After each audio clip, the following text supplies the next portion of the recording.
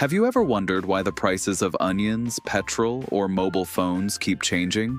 Sometimes prices shoot up, sometimes they fall, but why does this happen? The answer lies in two powerful economic forces that control every market: demand and supply. Welcome to Brainy Biz, where we make economics and business simple and smart.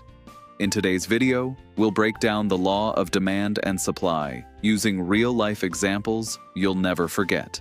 Let's begin. Let's start with demand. In simple words, demand means the quantity of a good or service that consumers are willing and able to buy at different prices. Example: if the price of ice cream drops from Rs 100 to Rs 50, more people will buy it. That's higher demand.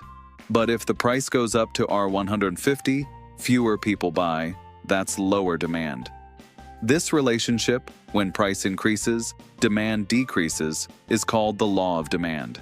It says, when the price of a good rises, its quantity demanded falls. And when price falls, quantity demanded rises, keeping other things constant.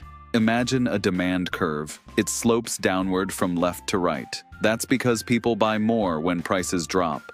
Now let's move to the second force, supply. Supply means the quantity of a good or service that producers are willing to sell at different prices. Example: if mobile phones sell at Rs 10,000, companies might produce fewer units. But if the price rises to Rs 20,000, more companies will rush to produce, because higher prices mean higher profit. The law of supply says, when the price of a good rises, the quantity supplied also rises, and when price falls, supply decreases.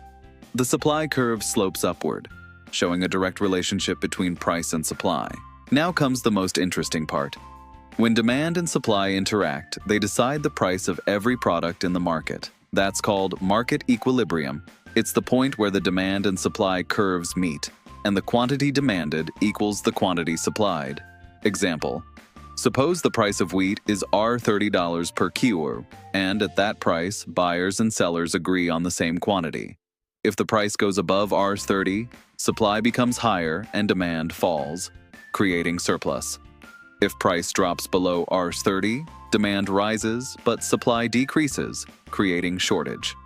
So, equilibrium price is that perfect balance where both sides are happy. Let's understand this with some real-life examples.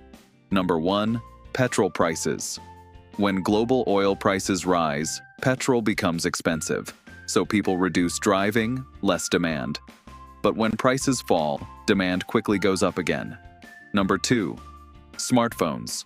When a new iPhone is launched, supply is limited, but demand is high, price stays high. After a few months, supply increases and demand stabilizes. Prices drop. Number 3, vegetables and fruits.